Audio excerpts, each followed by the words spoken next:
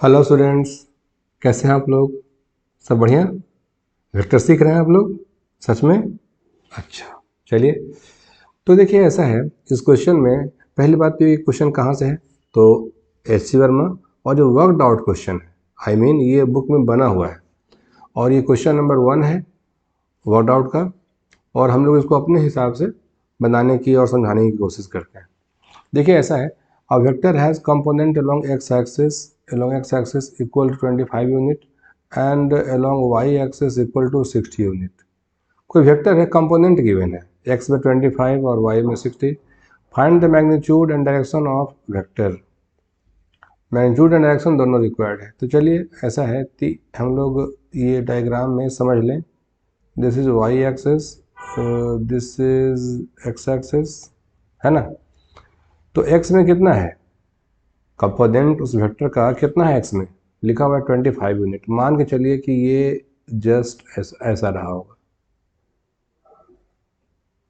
है ना? और ये 60 है, y में 60 है, ये हो गया y कंपोनेंट। तो ये हो गया वेक्टर का x कंपोनेंट। अगर वो वेक्टर r है तो मैं कहूँगा this is R X and this is R Y, और दोनों के बीच में एंगल कितना है, 90। ये क्वेश्चन ने कुछ कहा तो नहीं है, लेकिन हम लोग जानते हैं कि x और y के बीच का एंगल 90 ही होता है। Find the magnitude and direction. तो मैग्नीट्यूड, तो यहाँ देखिए, magnitude of vector, magnitude of vector कैसे हम लोग समझेंगे? तो ऐसे बोलेंगे, R vector magnitude will be equal to under root R X square R Y square plus 2 RX multiplied R Y along with cos 90, है ना? ऐसे। तो वो कैसे भाई? तो पैरेललोग्राम रूल से आप इसको चेक कर सकते हैं। तो वो पैरेललोग्राम रूल पहले हम लोग ऐसे फिगर बना लें, से दिस इज, और इसको हम लोग ऐसे आर वेक्टर बोल सकते हैं, this is R vector.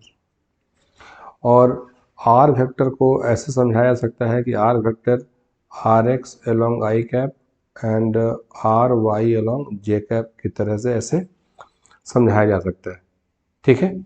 cos 90 की वैल्यू 0 होती है, तो हम लोग सिंपली आर एक्स पुट करें। The value of R X here, R X is 25 unit, 25 unit. The value of ry is 60 unit, 60 unit.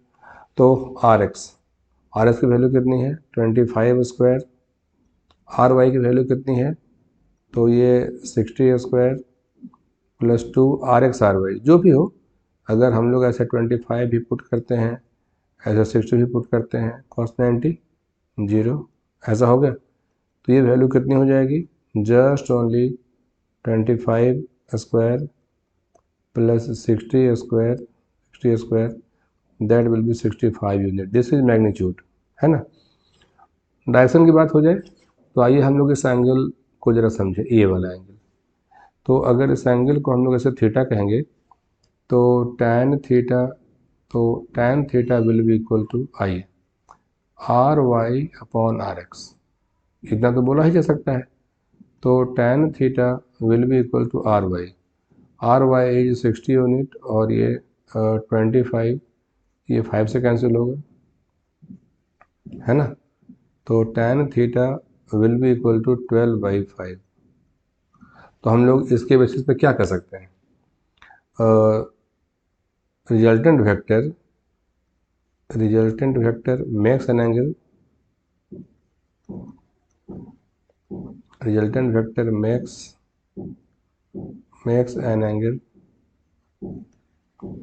tan inverse 12/5 with respect to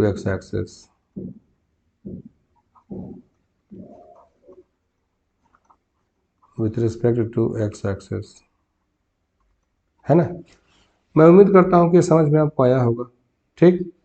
और अगर आप चाहेंगे कि सर क्या ज़रूरी है कि आप डायग्राम वगैरह बना करके इतना आप शो कर रहे हैं, यहीं से तो बात बन जाएगी, वो भी ठीक है।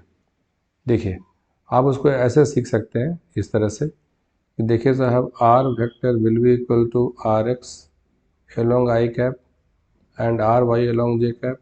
तो मॉडुलस ऑफ आर यहाँ से भी आ जाएगा, this will be equal to R X square plus R Y square. ये भी एक तरीका है, इसको भी आप सोल्व करेंगे तो उतना ही आएगा। जैसे 25 स्क्वायर प्लस 60 स्क्वायर, इसको सोल्व करेंगे तो और आगे ये 65 यूनिट आएगा, है ना।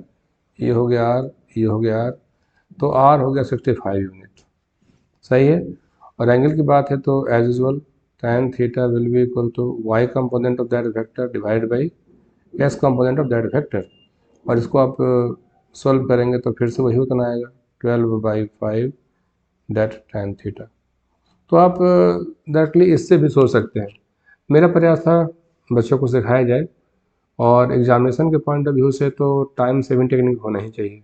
तो एग्जामिनेशन में जिसमें आप कंफर्ट आपको लगता हो कि हाँ इस मेथड में मैं कंफर्ट हूँ, तो उसको आप यूज़ करेंगे। ओके, आई थिंक ये वीडियो आपको पसंद आया होगा। तो अगले वीडियो में हम लोग एक नए क्वेश्चन के साथ मिलेंगे। तब तक के लिए सी यू, बाय।